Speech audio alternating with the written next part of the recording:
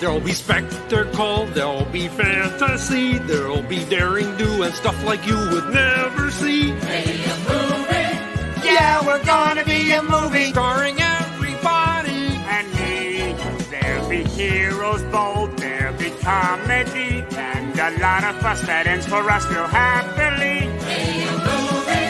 We can watch it all develop. Starring everybody! And me. We'll take the world and set it on its ear. Come on, join in! We're gonna start right here! And we are going to start right here. Hello, you are listening to a Radulich Broadcasting premiere podcast triple feature. Tonight on the marquee is House of Gucci, currently still in theaters. Spencer, currently available through digital rental. And The Eyes of Tammy Faye, which I think is still available as a digital rental. I'm not quite sure. I looked it up this morning and it was streaming someplace I'd never heard of. So let's just go with digital rental. These are 3 awards nominated, possibly Oscar contender features that center around a prominent real life woman.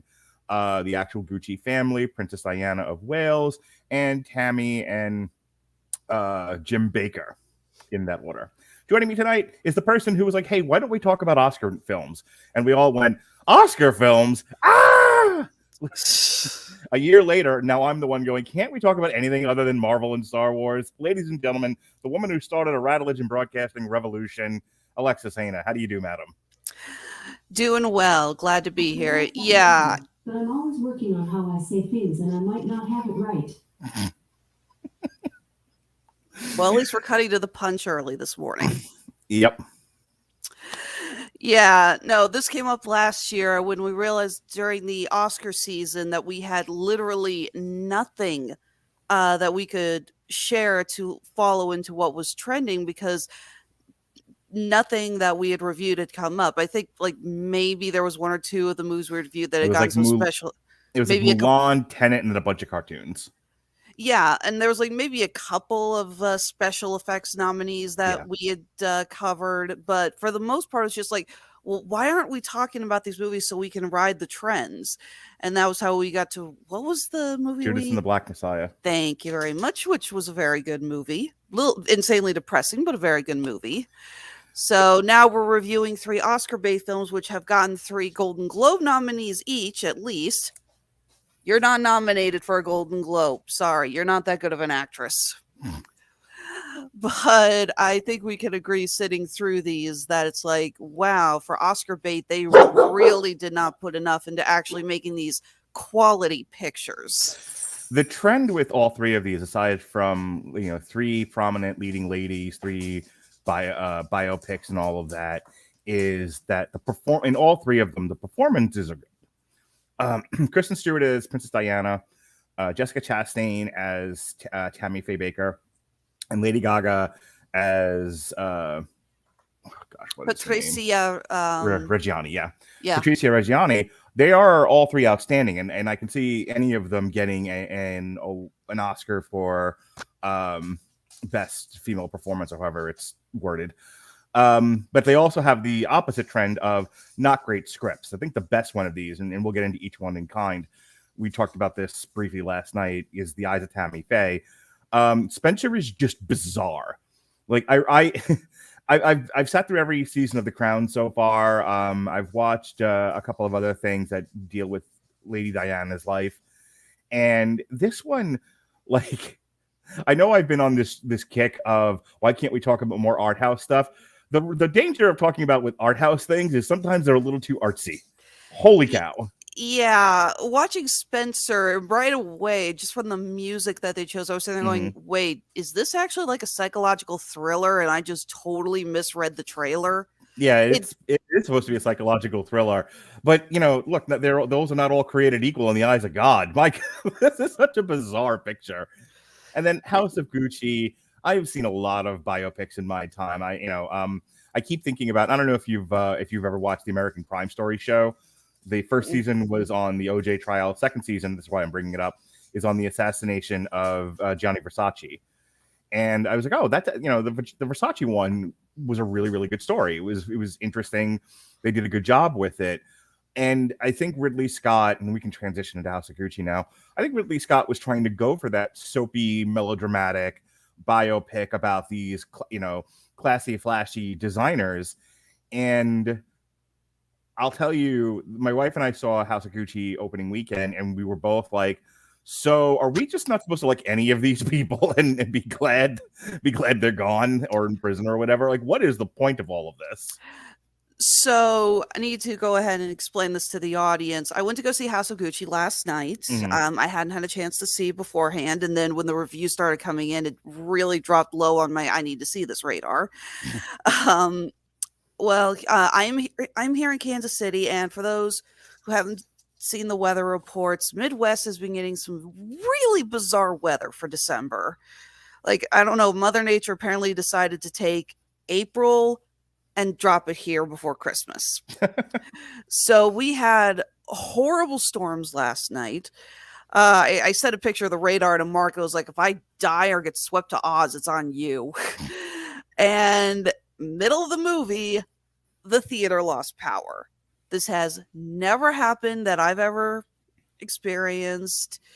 It was right in the middle of a scene between Jeremy Irons and Jared Leto. And yeah, just all of a sudden, black.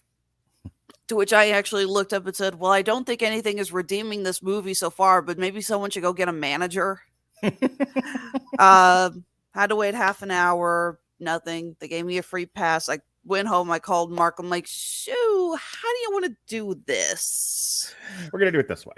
We're going to talk about the movie, and you can speak. I mean, by halfway through, you get enough of an impression of the performances, and then the rest is just, how does the plot unveil itself? The most interesting thing about this movie to me is, so there's a lot of fighting between the Gucci family, Ridley Scott, and the guy that wrote the book that this is based on, that a lot is lost in translation. It's really funny. So somebody wrote a book about the Gucci family. Ridley Scott adapted that book into this biopic, and the people in the Gucci family like, yeah, that book was inaccurate, let alone your movie. And Ridley Scott's like, yeah, are you people murderers and tax evaders? I'm not listening to you. The real life fight. The real life Patricia, oh my God, Reggiani, yeah, who is out of prison. She is still alive. She has been released from prison. Actually said she was very disappointed that Lady Gaga did not contact her to learn about her role. And Lady Gaga was flat out like, you're a murderer. I am not colluding with you. Well, also the producers told her not to. Well, obviously. Yeah, they were like, just, here's the thing. A director has a vision, typically speaking, for their film.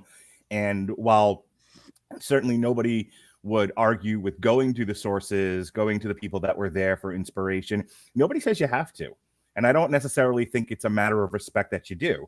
You are the artist. You are the one putting this feature together. If you want to create a feature where Lady Gaga sprouts wings and flies, I mean, that's what you can do. I don't know how well it will be. Thank you, Terry Gilliam. But my point is, like, I mean, if somebody would have a movie about the life of Mark Radulich and didn't bother to talk to me, yeah, I'd be pissed too. But I can't say that they have to. I'm allowed to be pissed, and they're allowed to tell me to piss up a rope. And speaking of pissing up ropes, here's how this goes. So, by the way, the book is called The House of Gucci, A Sensational Story of Murder, Madness, Glamour, and Greed by Sarah Gay Forden.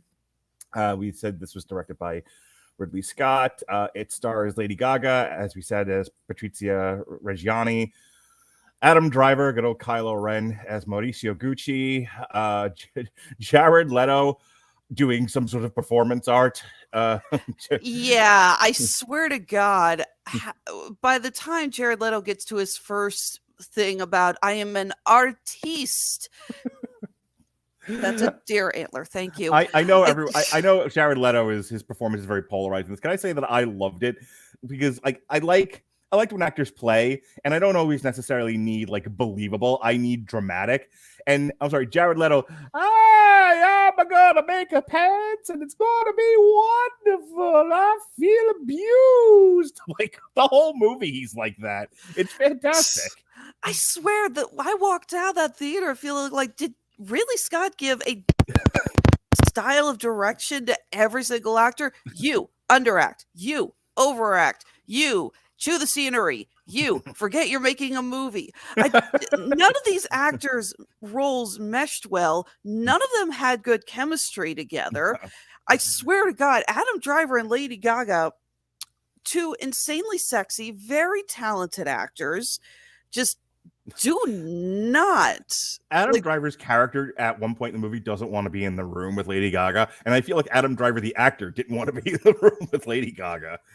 I'm going to say this. Adam Driver is 38. Lady Gaga is 35, but maybe it's the makeup and the clothing and everything. But Lady Gaga as Patricia looks like she's at least 10 years older than Adam Driver. So like she was just like, his older aunt or his mom or something. The opening scene where she's going to work for her father, I honestly thought that was like her husband. It was like, oh, wait, that's her dad? She's supposed to be that young? You really do not get that. Again, Lady Gaga, another respect, you are a great actress, but you do not pull off the young look. I'm sorry. She's 35. She looks like she's 35. This also stars Jeremy Irons doing Italian Alfred.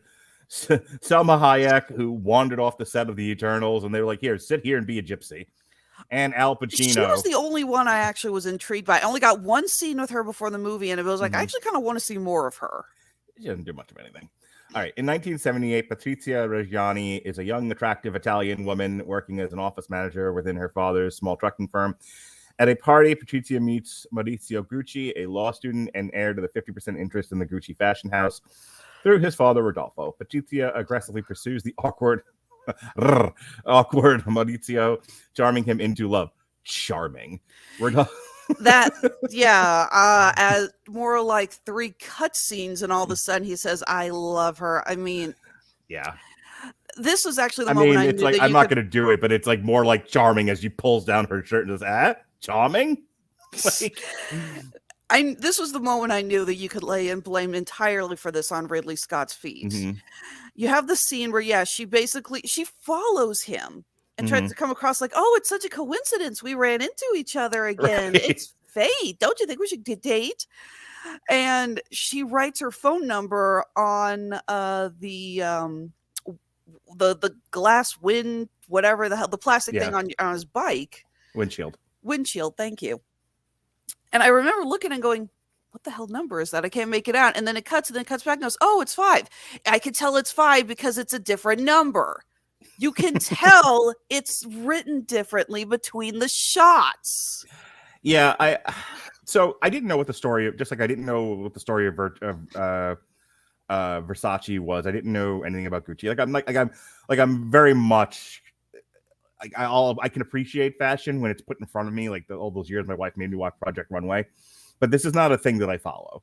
And so I am aware of these people. I don't know anything about them. So I didn't know what the story was. And, right from the get-go, Lady Gaga's character is seen, like I'm in agreement with Jeremy Irons' character. Jeremy Irons warns Adam Driver, like, hey, she's just after the money. And I'm like, you're supposed to feel like somewhat sympathy for Lady Gaga and Adam Driver, and you're supposed to root for them in love, except that I'm on Jeremy Irons' side. Like, she's clearly after the money.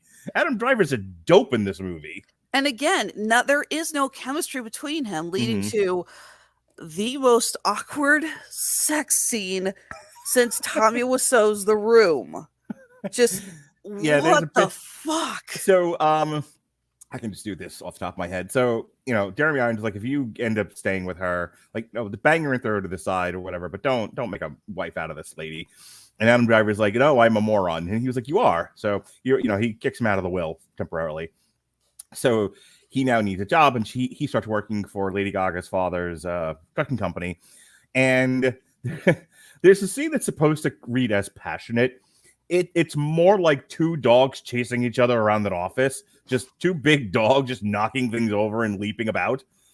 It's not sexy at all. And I know sexy. That was not sexy. I mean, it's not like awkward, like 2 little like teenage kids, like, oh, our first kiss and we bump noses. No, like I said, it's like a rhino and a hippo trying to do something. She's shaking on the desk, and I'm just like, what the hell? I'm seriously, I'm in the theater going like, oh my God, what am I watching? Imagine, like, what am I watching? What was the direction in that scene? Listen, I need like angry, passionate sex, and neither one of them knew what Ridley Scott was talking about. And after X amount of takes, they were like, well, we can either do something with this footage or we're going to have to call in a specialist because I don't know what these two are doing. Could you imagine, like, that's the best take they got out of that? Or Ridley Scott just didn't care anymore. It was like, whatever. He humps her. Let's move on. So the next thing that happens. So they marry. Yes. Okay. So Maurizio chooses Patrizia over his connection to Gucci. When Patrizia becomes pregnant, she sees her child as an avenue for familial reconciliation. She lets it slip to Maurizio's uncle, Aldo, played by, help me. Al Pacino, clearly forgetting that he is actually a good actor. Look, this wasn't, Jack and Jill bad. Aldo is delighted by the news and takes a couple under his wing. Aldo introduces Patrizia to his unintelligent son, Paolo, played by Jared Leto, who at this point I just want to see. I want to see him do like a John Leguizamo kind of like one-man show where he just does various characters. Nothing connects them, and there's no central plot. I just want to see him go from the Joker to Paolo to whatever he does next. He's amazing. Apparently, Paolo's surviving daughter is furious with this movie. She said, it's like, that is not my dad. Hell's the lilac suit that he wears. She's like, he would never wear that. Apparently Paolo actually was very stylish. He's the one who actually designed the double G Gucci logo. Okay. So he's not the moron he's made out to be in this film. Okay. Because Paolo's character in this, he's made out to be talentless, stupid, gullible, and really overdramatic. Like, we can have fun with Jared Leto's performance, and I certainly am. But the fact of the matter is, Jared Leto's playing him as a boob, like a very overdramatic boob. Exactly. I mean, are we supposed to see him as the underappreciated underdog? And it doesn't help that we have a scene where he shows his sketches to Rodolfo, Jeremy Irons, who I swear to God, when he comes in with the makeup that he's wearing, that he has to be helped to his desk, so we know he's dying, and he's got these black circles under his eyes that literally look like someone just took eyeshadow and went, okay, done. And I remember looking at him going, what was the makeup note for this? What Mr. Burns from The Simpsons looks like in real life? And they tell me I'm wrong. Nope, you're good. And so Paolo shows Rodolfo all these designs for clothing, and we get a very, very brief look at one of them, and all I hear is like, you'll combine pastels with browns, and I'm like, yeah, actually you do that in the spring season. It's not that unheard of. Right. But we don't see them. So again, it's like, well, are we supposed to sympathize? It's like, it's kind of hard to sympathize with him as the underappreciated, artistic underdog when we can't even see his work. Well, not only that, but later on, he's going to have the company taken right out from under him, and you as the audience are supposed to be like, oh, this poor man. Except that if he's as dumb as you're making him out to be, he shouldn't have had the company to begin with. At a minimum, he's in the way. Like, that's the thing. The thing that doesn't work about this story is the narrative says cheer for these people, boo these people, except that there's nothing in the narrative that makes you want to do any of those things. Like, as much as I somewhat sympathize, so later, just to kind of get through this, later on, through various machinations, Adam Driver is able to take full control over Gucci. Al Pacino goes to prison for tax evasion, and eventually him and Rodolfo are bought out. So now Adam Driver has controlling interest in Gucci, and his family is X'd out. But at the same time, he sort of had it with his wife. He's had it with Lady Gaga, and they end up going to Switzerland, and he starts having an affair with this other woman and sends her back. Unable to reconcile, and now on the verge of divorce, she seeks to have him killed. He is killed. This is like the most obvious thing ever. So of course she gets arrested and goes to prison. That's the whole story. And again, yeah, I was thinking about like Casino. Maybe just because both of these movies were released around Thanksgiving and are big epic pictures and all of that with fancy clothes and whatnot, but very stylish. So like that's like in my mind, that's the connection to Casino. But also in Casino, while everybody in there, like Sharon Stone's character and Robert De Niro and Joe Pesci are not great people, you at least somewhat sympathize with Robert De Niro's character. I don't sympathize with anybody in this movie. And you're kind of supposed to. You're supposed to. Like, what are we doing here if you're not supposed to sympathize with anybody in this cast? Except that the way it's written, you're at least supposed to sympathize. Like, you're supposed to be cheering Lady Gaga as she orders the murder of her husband. And I'm like, no, it doesn't work that way. As Robert Winfrey is so fond of saying, murder is bad. None of these characters are likable. You can Yeah. have a movie with unlikable characters if you make them relatable still. Yeah. But there's nothing about these characters that are relatable. We're supposed to, Patricia is in love and she's, But she's not. She was never. I never got that she was in love with Adam I never Driver. got- I got that she was a gold digger. I go back to what I said about Jeremy Irons. Like, he saw her coming a mile away, and his dopey son's the one that didn't. So it's like, I don't feel bad for him that 20 years later he figured it out, and I don't feel bad for her that she's exactly who she was at the beginning of the movie. Exactly. The whole time I'm watching Mauricio, again, that montage of them going on their few dates is so awkward. I was honestly expecting her to say, I'm pregnant, we need to get married or something Right. like that, because I could not fathom how he has fallen in love with this woman so much that he is willing to give up his family name and fortune to be with her. When he shows up at the family doorstep saying, I want to marry her, but I have nothing and I need a job, I'm like, where did this come from? I wish the other thing about this is, again, granted, television show, not a movie, but stay with me. When I was watching the assassination of Gianni Versace, you got a lot of how the company Versace works. Mhm. You got some sense that they were a fashion house, and you got some sense of how he thought about things and what he was inspired by over the course of what happens in the show leading up to his being shot to death. Kind of helps. It's a world building. Yeah, there's almost none of that here.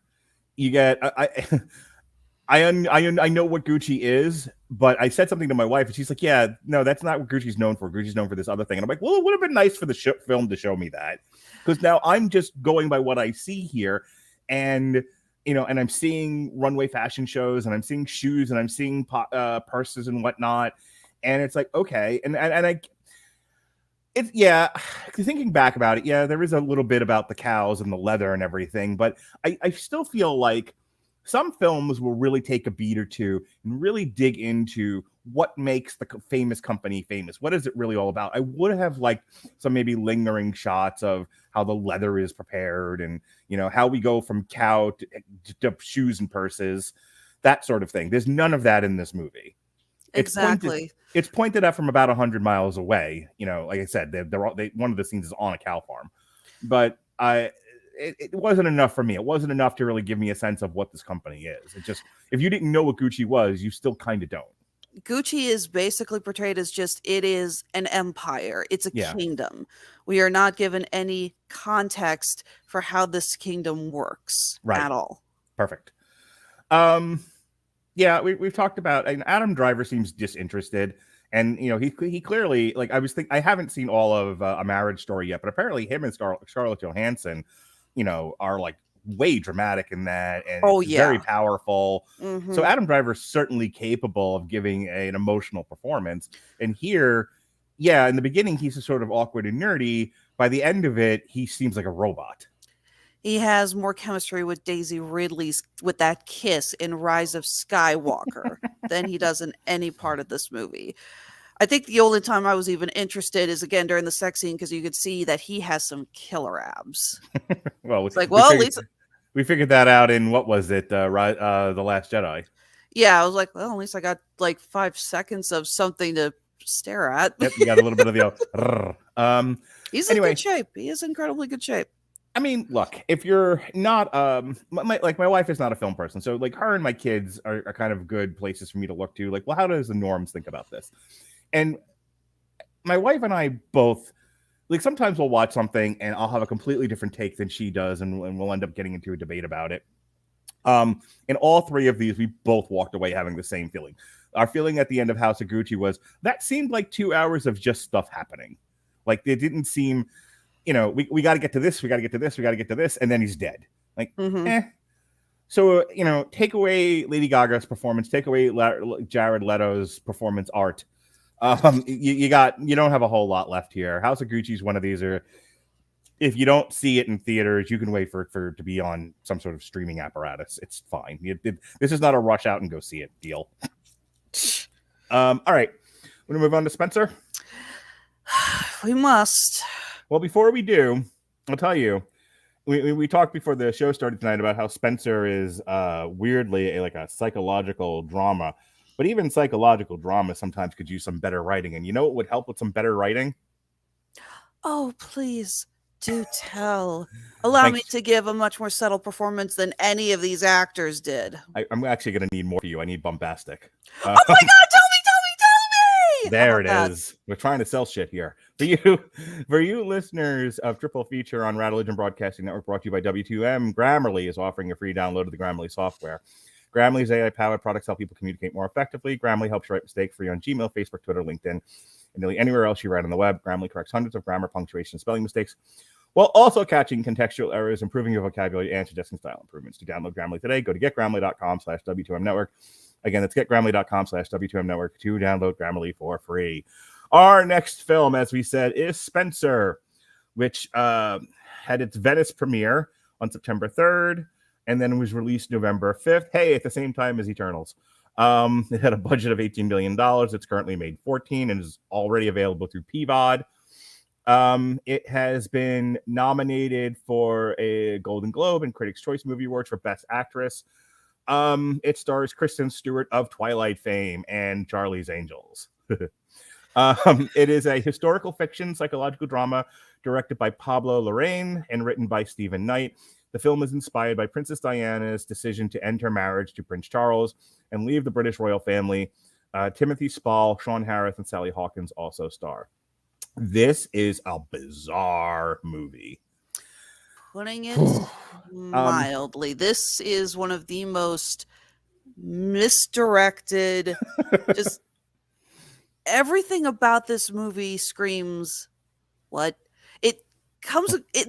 I often joke about movies. It's like, wow, it's like, did somebody just accidentally get the college students, interpretive film to their intro to film class and accidentally got it into Hollywood?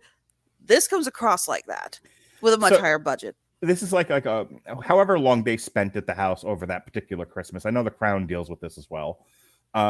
Basically, so over the course of like a couple of days, she is contemplating leaving Prince Charles, as the synopsis says.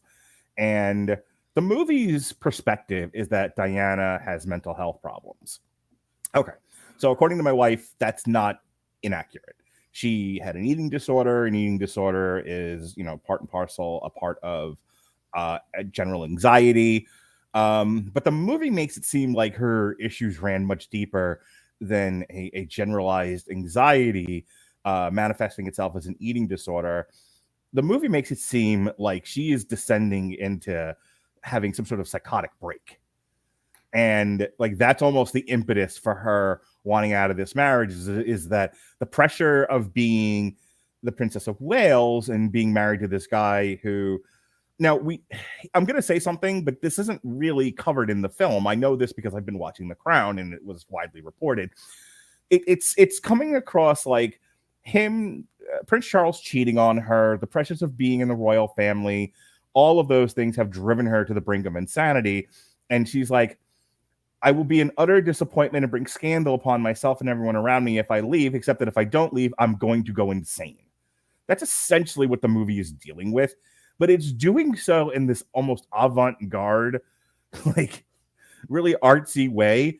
And I was talking to Alexis before the show started. There's a scene in here where Kristen Stewart is running from the house and she's running through multiple costume changes.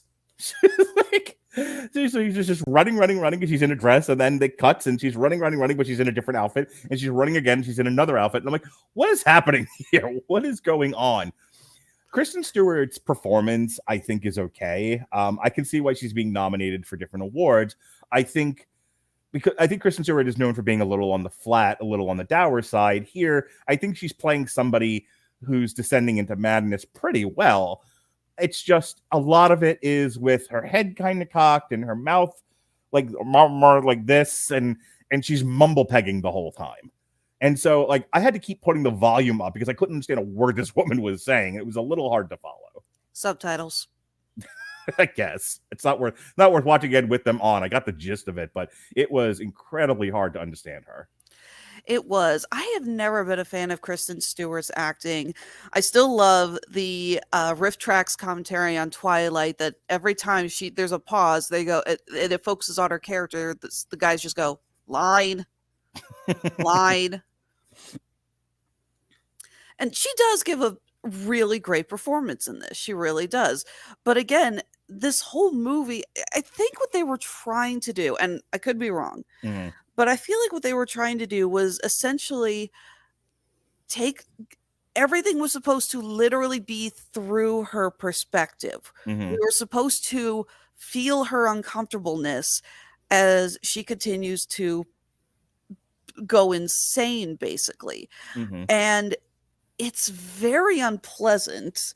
Sure. You know, we have multiple scenes where she comes across the royal family and they are either glaring at her or they are giving her this smug, you're suffering and I like that you're suffering look. Queen Elizabeth constantly looks at her just like she's so thrilled that this woman's about to leave the family. It's right. It's really weird. We get maybe like one or two lines with some of the other characters besides the two sons. William and Harry are both featured prominently in this, and the kid actors are good. You know, I will give credit where that's due.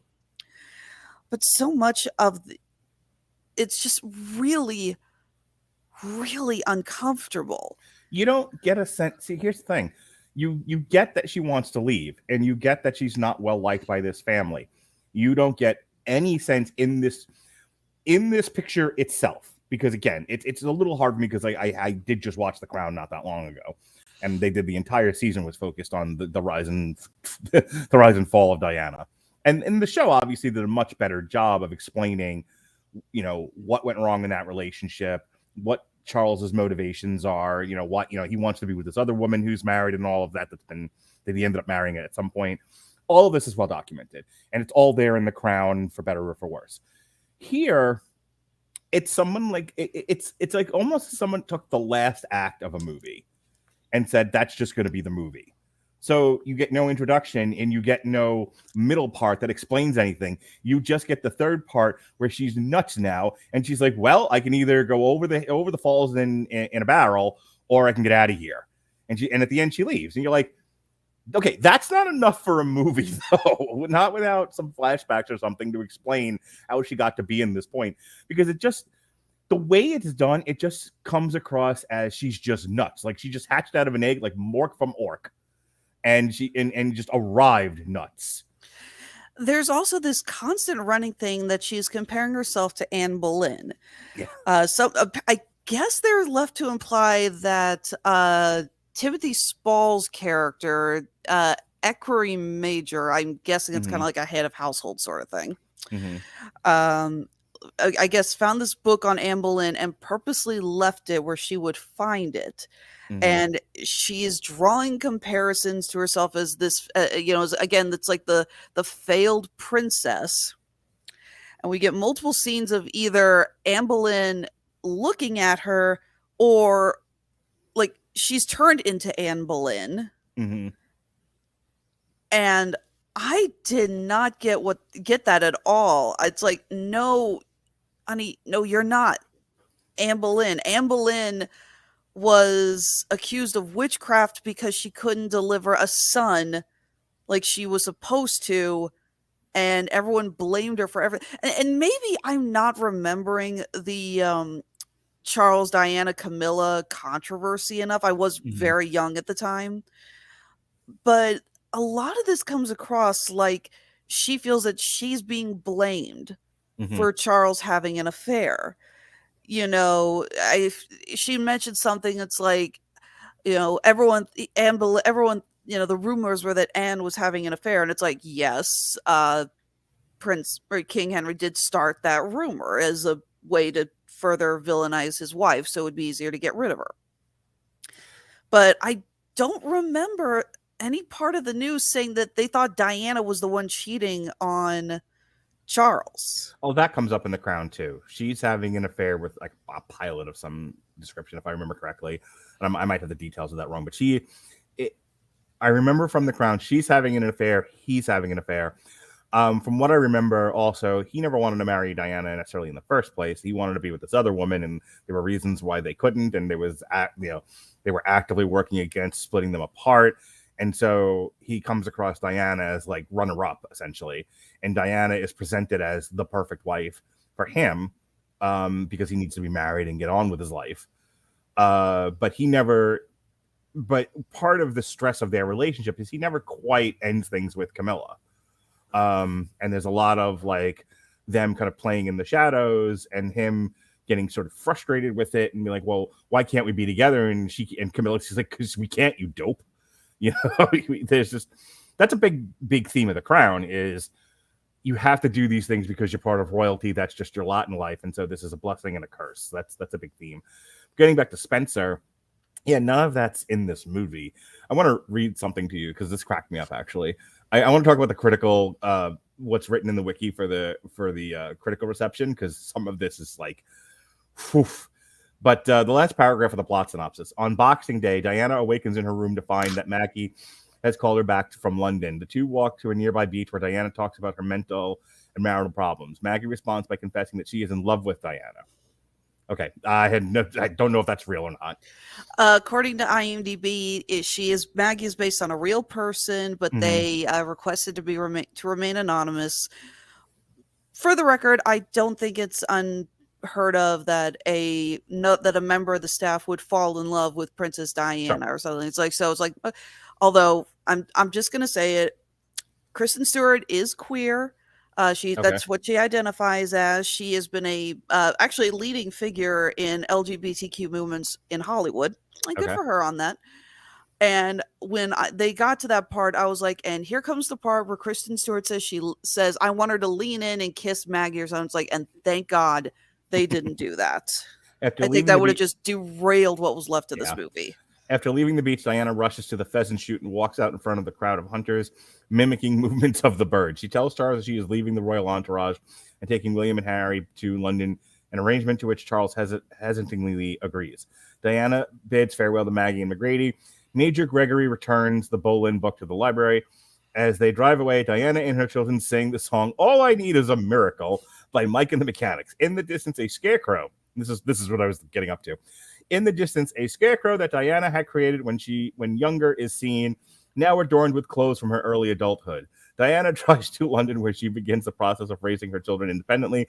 She looks over the River Thames, uncertain of her future, but no longer burdened by the memory or royal responsibility. Yeah, this is a film student's wet dream. Like, this is one of those where it's like, oh, there's so much symbolism and all of that. And it's like, yeah. Right. This movie is nothing but symbolism and metaphors, and it is so get this. So annoying. The film received a 3-minute standing ovation at its world premiere, with critics lauding Stewart's performance as Diana. David Rooney of The Hollywood Reporter stated the film rests on Stewart's shoulders, and she commits to the film's slightly bonkers successes as much to its moments of delicate illumination.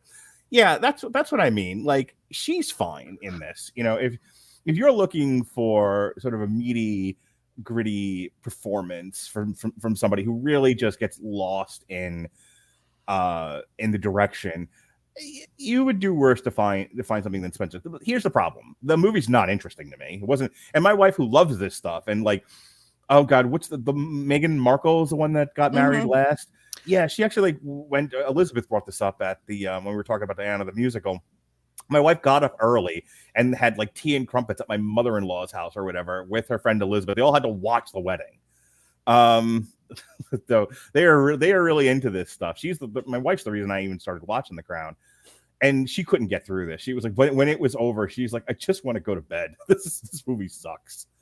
So I think as a film person, there's a lot going on here, because film isn't always something that necessarily needs to entertain you on like a surface level. You know, film can be studied, film can be thought-provoking, it can be a conversation piece. And I think on that level, Spencer is largely successful. Would I call this entertaining or something that I would tell other people to watch? Not on your life. This is something I would maybe bring up in a film class, and that's about it. Yeah, and again, it's uncomfortable, it's depressing, I have no idea exactly what they were going for with this movie. Again, the music, she's descending into madness because the evil royal family was bothering her. It would have been nice if the movie did a better job of explaining that. You know, yeah, exactly. That's my interpretation. Yeah, the only way that I got any idea of what the kind of stuff she was going through is literally because of the interviews with Harry and Meghan Markle, where they've talked about all the crap that Meghan had to go through when she became part of the royal family. And she has been very open about how rough it was and how she has to conform to everything. Right. The only time we get that is this weird thing where, and I looked it up, this is apparently a real thing. Everyone has to be weighed when they come in. Apparently this was a tradition that was started ages ago by a king who wanted to make sure that all the guests were well fed.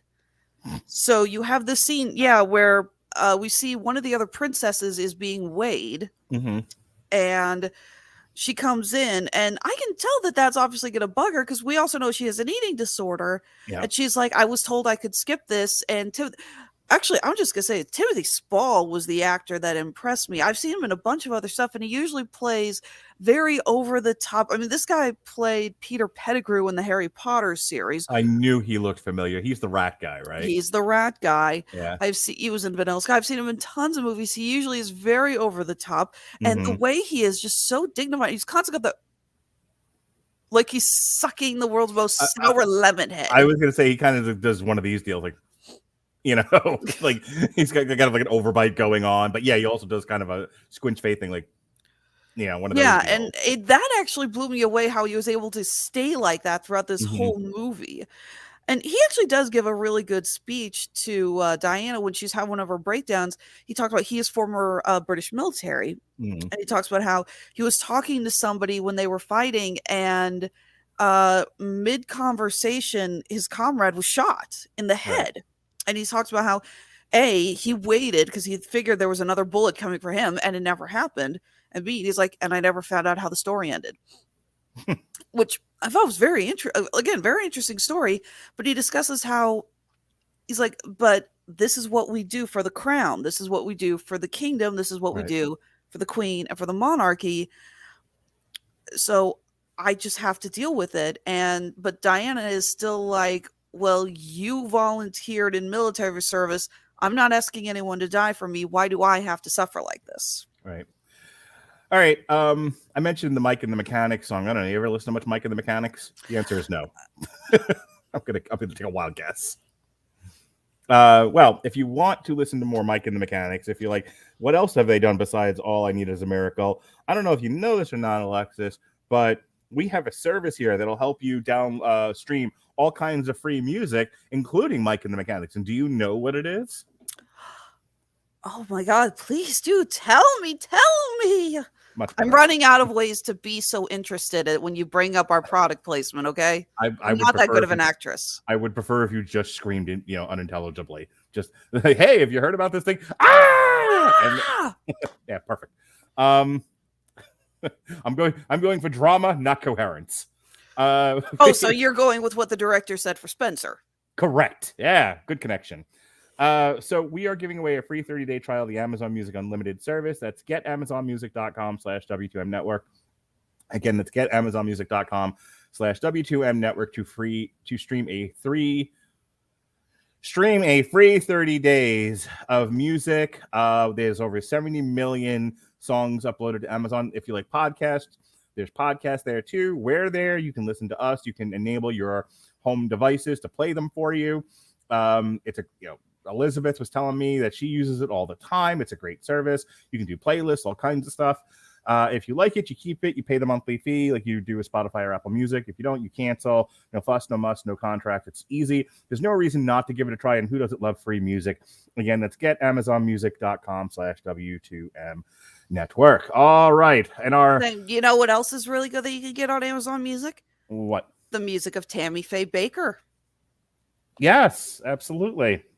So this came out, The Eyes of Tammy Faye, which was based on a documentary, The Eyes of Tammy Faye by Fenton Bailey and Randy Barbato. This came out in September 17th. It had its Toronto International Film Festival debut September 12th, and it has been nominated or won. It's been nominated. Jessica Chastain was nominated for Best Actress in a Motion Picture Drama for a Golden Globe. All three lead actresses in all the movies we've covered will be facing off for the Golden Globe this year. It is nominated for a Best Feature Film for the Women's Image Network Awards, whatever the heck that is. And it's won. Jessica Chastain won the Detroit Film Critics Society Award for Best Actress. She won the Palm Springs International Film Festival award for Desert Palm Achievement Award for Best Actress, and the San Sebastian International Film Festival for Silver Shell for Best Leading Performance. It also won the Tribute Award in the Toronto Film Festival, and then, like I said, she won Best Actress for the Women's Image Network Awards. So, again, another highly lauded film, another one where the performances are great. And for me, this is very straightforward. There's not a lot of nuance or perspective in this film. It's definitely a recitation of things that happened.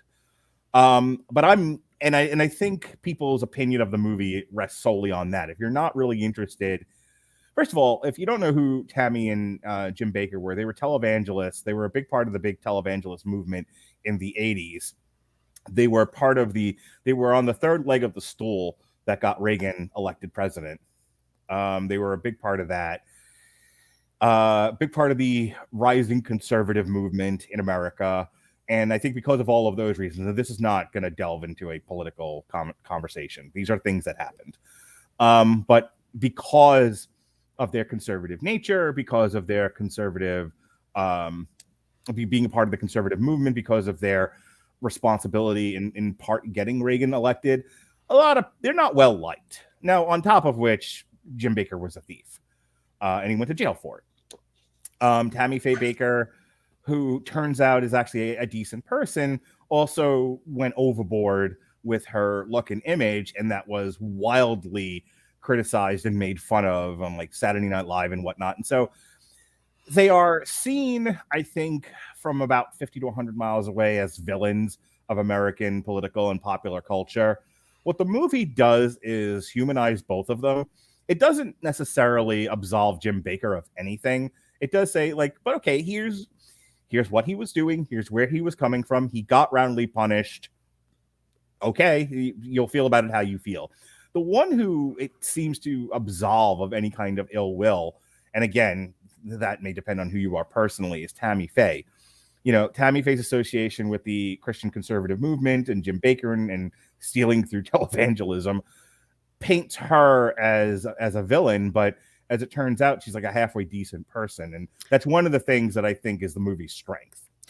Tammy Faye, I know a little bit about Tammy Faye Baker. I can't believe I'm admitting this, but she was in, I think it was like a Celebrity Big Brother show about 10 years ago that I remember watching. The Surreal Life, with Ron Jeremy, Vanilla Ice, Eric Estrada, and others. Okay. And she was in it, and she was actually really nice on it. The show painted her as a very nice woman. The movie does an interesting, because we were talking about how Spencer is seen through the eyes of Diana and we follow her. The movie does the same thing with Tammy Faye. Now, again, the eyes of Tammy Faye is a reference to those gigantic eyelashes because she had the biggest eyelashes in the history of mankind. She even joked right before she died. An interviewer said, "What would you like to be known for?" She said, "My eyelashes." Nah, I'm kidding. But, so she was able to take everything with a grain of salt, and she knew Right. how to take a joke. Yeah. But more so, the movie really paints it as she didn't totally know what was going on. She Right. wasn't involved in the business aspect. She didn't care about the business aspect. She wanted to reach people. She was very, very committed to preaching the word of God. She was up until the day she died. The movie also does get right her passion for working with the LGBTQ community, which Mhm. led to a huge fallout with Jerry Falwell. Fun fact, my husband and I watched this together, and he had no idea who Jerry Falwell was. I'm like, oh boy, here's the can of worms we got to open now. And up comes the curtain, and there's the red string and all of this other stuff. I think I put it best. I was like, let me show you this clip from Family Guy. There's a bit where, well, it was a joke. It's like, they're going to be lonelier than Pat Robinson and Jerry Falwell after the rapture. And it cuts to these two alone. And it's like, why are we still here? We hated all the right stuff. So, for the record, Vincent D'Onofrio does a really good job playing Falwell. When he's done with his mortal coil, he's going to be like, oh gosh, help if I'm going to start off a comment like this. I actually remember these actors' names. The villain in Mission Impossible, like 3 or 4, that everyone loves and died way too young. Keep going. Philip Seymour Hoffman. That's the one. Like, like when he was gone, it was like, oh my God, he left this legacy of just, immensely talented, fantastic work. And that's going to be Vincent D'Onofrio. Like, you look back at all the things that he's done and what great characters he created, from Full Metal Jacket all the way up to, the silly Kingpin character and the Marvel stuff. And here he is like, boy, if you want a solid actor, who's better than Vincent D'Onofrio? He is one of the best character actors working in Hollywood. He still holds the world record for most weight gained for a role for Full Metal Jacket. No one has surpassed that. Although I think Christian Bale is close. Christian Bale is not human. Christian Bale is made out of silly putty. I think Robert Winfrey refers to him as an ectomorph. That works too. So yeah, this movie really painted that Tammy Faye was not a crook. That her husband was, and even then, it paints a little bit more like Jim Baker wasn't purposely siphoning money. You get the idea that he just made some bad business decisions and he let things get taken out of control. We get an early scene where he's paying himself a largesse. Let's not undersell it here. Like, I'm not here to slam these people. I'm really not. I don't have a dog in this hunt. I don't know enough about Jim Baker. I was not, old enough when he went to jail. But like I said, we get an early scene where their car gets repossessed, and Jim Baker's going, "I made the payments. I think I made the payments. Did I make the payments?" And you kind of get this idea that, yeah, he's a crook, but you also get the idea maybe he's just not as good with money as he should have been. So it became easier for him to avoid worrying about that kind of thing. Again, I think not an excuse. He went to jail. I think it's a combination of things. I think he paid himself a largesse more than he should have been. I think he was taking from the church. They lived opulently. Oh yeah, that much is certain, and it is not just on salaries. But to your point, and this is where I think your point is valid, he was also one of these guys doing, let's just create malls for Christians. Let's create stadiums for Christians. Let's create water parks for Christians. Let's live separate but equal from the rest of the riffraff. And that all costs money. And so he was using the church donations for that sort of thing too. And if you don't have a good business manager, things can go sideways financially pretty quickly. And so a lot of the movie is him trying to just keep a lid on things, and trying to keep all of these different projects afloat. But again, it's like if you go and you spend more than you're taking in for a long period of time, even if you have a good reason to do it, eventually, if you're not making enough money to cover it, you're going to fall so far behind, you're going to lose it all. And that's what happens with Jim Baker, at least in part. I will also say that combining this with Tick, Tick, Boom, can we agree that this is one of the best years to be Andrew Garfield? Yeah, well, it's funny, and I don't want to get too much on a tangent here, but right now, what's the conversation everyone's having as we record this? Everyone's talking about Spider-Man. They're not talking about Jamie, I can tell you that much right now. Everyone's talking about Spider-Man. And, we had a whole conversation at the start of the week about who did it best. And I said, look, even if you don't love Andrew Garfield's portrayal of Peter Parker and Spider-Man, even if you think Tom Holland or Tobey Maguire got closer to the comic book analog, nobody can convince me that Andrew Garfield isn't a stellar actor, Oh, and that yeah. his performances in those Amazing Spider-Man movies, everything else aside, I'm not going to be allowed to be convinced that Andrew Garfield's acting in those movies is poor. You He's can say astounding. he's your least favorite of the Spider-Men and still admit he's really good in it. I mean, there's only 3 Spider-Men, and it's like, yeah, Andrew Garfield might be your least favorite of them. Fine. That doesn't mean he's a bad actor. You just prefer Tobey Maguire and Tom Holland. Yeah. And that's the conversation I keep having with people. I'm like, you don't think he's the most comic book accurate? That's fine. But his performance in those movies is stellar. Absolutely. And after, after, as you said, after seeing him in Tick, Tick, Boom, after seeing him as Jim Baker, like, I don't know what happened after Amazing Spider-Man, but I feel like I lost sight of Andrew Garfield, and now he's popping back up again. Like, oh, he's really good. Why doesn't he get more work? He did. There was one, I can't remember the name of the movie. Here, hang on. Let me see if I can pull it up here on Wikipedia. There was a military movie that he was in that was apparently just absolutely amazing. Let's see here. Hacksaw Ridge. Okay. Yeah, I vaguely remember that. So all in all, like a brick in the wall, The Eyes of Tammy Faye, I think, is an interesting, like I said, it's available now on PVOD, and it's on this. I saw it on this weird streaming device where the logo looked like it said Buffalo Wild Wings. I'm like, that can't possibly be right. So I was like, let me just say it's PVOD and be done with this. But yeah, if you're at home and you're looking for a really fun, Jessica Chastain deserves every award she was nominated for, or that she's already won for. She'll probably get nominated for Best Actress for an Oscar and won't win it.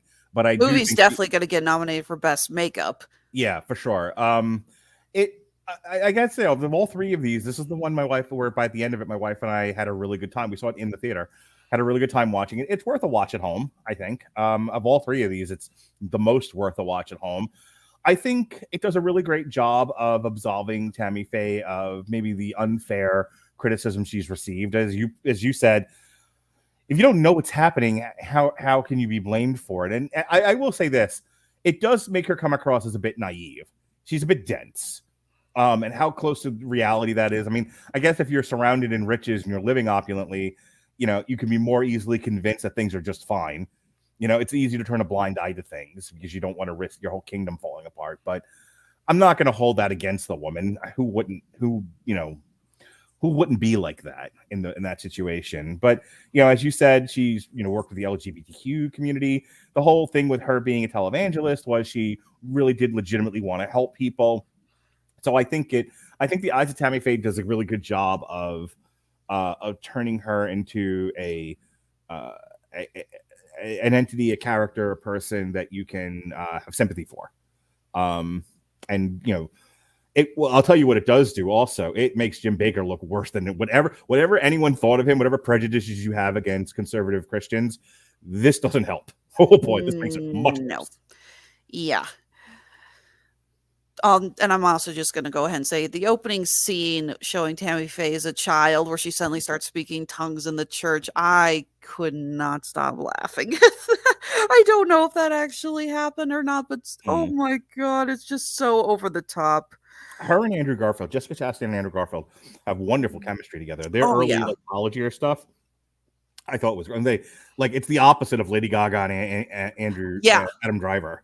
We get this really great scene of them just having a picnic on the quad at their college, and what? They're adorable. Yeah, and they're talking about their past, and Jim Baker's talking about how he wanted to be a DJ originally, and what prompted him to start serving God. Then Jessica Chastain apparently did almost all of her singing in this movie. She sounds phenomenal. She really does a good job with that. I did not know she could sing. I'm not saying she needs to go do a musical. She doesn't. But it was very impressive to hear her singing a lot of Tammy Faye songs. So, and again, the makeup is amazing. I want to know what they did because Tammy Faye has always had very large cheeks. She's got more of a square-shaped face than Jessica Chastain does. And there's like some kind of prosthetic on her just from the first time we see her, not just when she's old, but she has this facial prosthetic on to constantly make her face look more square than it is, and it really works. It's like, this is very impressive prosthetic work on the makeup. Yeah, I could see that. I could see this winning best makeup effects for an Oscar. All right, so that's it. That's our triple feature on these 3 Oscar contending biopics featuring prominent women. Say that 3 times fast. We are going to do a few more of these in some form or fashion after we get through this drivel of Spider-Man and the Kingsman and Matrix 4. My life. December is not supposed, like I said, December weather's not supposed to be this crazy, and December movies are not supposed to be this crazy. Over the course of January, we are going to touch on different movies, wrap them, that are at least in contention for various prizes. Sean Comer and I, in theory, are going to be doing a triple feature on Titane, El Camino, and Christine. And Titane is the one that's the possible Oscar contender of those. Good luck with that. Sorry, I saw the plot line of that, and like, so this woman has sex with okay, I am not touching this. Yeah, I was 100% in when I heard the plot. Then Ronnie Adams and I are doing Licorice Pizza, Cop Shop, and Encounter. Licorice Pizza currently under fire for some sort of joke that pissed somebody off. Haven't seen it yet. Robert Winfrey and I are doing a split Damn You Hollywood for Don't Look Up, and the Ricardos both have limited theater runs, and then will be on Netflix and Amazon respectively. Both looking to be Oscar nominees. Let's see if Nicole Kidman can finally redeem herself and no longer be box office poison. No, seriously, she's been referred to as box office poison so much so that when she did a brief role in an Adam Sandler movie, she went uncredited. Oh wow! And then finally, Alexis and I are going to do an all black and white triple feature because I'm fancy. We're going to do Belfast, Passing, and Come On, Come On, which every time I hear, I think of the Rescue Me song. I think of the Smash Mouth song. So yeah, Belfast, Passing, and Come On, Come On, and that'll be in late February, right before the Oscars. Plus all of your favorites. We will be reviewing Nightmare Alley, Spider-Man, No Way Home, The Kingsman, Matrix Resurrections, etc., etc., etc. In the meantime, in between time, we have dumped a whole crap load of Spider-Man content this week. The aforementioned Long Road to Ruin on who wore it best, who's your favorite Spider-Man, a re-airing of our Amazing Spider-Man 2 review that kicked off Damn You Hollywood back in the day. Jesse's done a 4-part Spider-Verse source material that just ended today with him and Ben Cologne. Myself and Alexis Hejna reviewed West Side Story, and then, because I don't stop and I don't quit, myself and Pat Mullen did a late-night recording of the Mania of WrestleMania 11, 12, and 13, the rise and fall of the new generation and the birth of Attitude. Al Sedano, taking a break from Warlock and Thanos, came on to discuss Stargirl with me. Yesterday was our Metal Hammer of Doom Christmas party. We did a very poppy Christmas, plus we looked at Eat, Fear of Dying, and Choke, those singles and EPs. Tonight, myself and Ronnie Adams are going to do a Long Road to Ruin for the first 2 Kingsman movies. And then finally, tomorrow, we've got a re-airing of the Screaming Boy Show, Why Spider-Man is Awesome. We've got a Long Road to Ruin for just the Sam Raimi trilogy that I edited, folks. I actually took time and edited an old podcast of mine. I fixed the sound. I cut out all the crap you couldn't hear very well. I cut out extraneous conversations about X-Men and Batman. And just left, and it's still a 2-hour discussion of the Sam Raimi trilogy, which was once 2.5 hours. So, yay me! And then in the evening, myself and Robert Winfrey are doing the Otter Marcus Brown fight, and then Saturday, which is also all right for fights, is myself and Dan Lasby doing Jake Paul versus Tyrone Woodley to Electric Boogaloo, plus a re-airing of our review of The Secret Life of Pets. All right, that's it. That's all for me. Alexis, what do you got going on? Well, we just finished our final episode of Tripped Up Trivia for 2021. The theme was Everything Christmas. Had a lot of fun playing that one. It will be airing on Christmas Eve, but we're getting ready for our next one that is going to be video game themed. Nintendo, Sega, PlayStation, Xbox, PC, Mac, doesn't matter. It's all video games. So if you want to play, because we will always be looking for contestants, hit us up on Facebook or Twitter. Let us know if you think you can beat us at with your knowledge of all things gamer related. And if you're afraid of Jason playing and getting all the questions right and beating you, okay, he's been banned for 6 months. So, no Jason Teasley. Not confirmed yet, but it does look like we have 2 contestants who will be returning, Joe Schlotz and Carrie McConnell, who played with us for Sci-Fi Month back in May. They are both extremely crazy gamers. I messaged them, and I believe the phrase was, "Well, duh, I was born and raised by video games." They both want to come back and play. So we may have a couple of our returning, not quite champions, but a couple of our returning contestants for this. And we also might get the Video Games to the Max guys on here. The patriarch of the W2M network, Sean Garmer, and his co-host of Video Games to the Max, Mark something or other. Humanity Plague on Twitter. Oh, that's great. Mark Morrison, that's it. Yeah, I was like, allow me to plug, and I have absolutely no idea what the hell you're called. So we got that, and go ahead and let you guys know that if you can't make it for video games, February, you might have a little bit more luck, because the theme for February, tying into the next big comic book release coming up after Spider-Man, is Batman.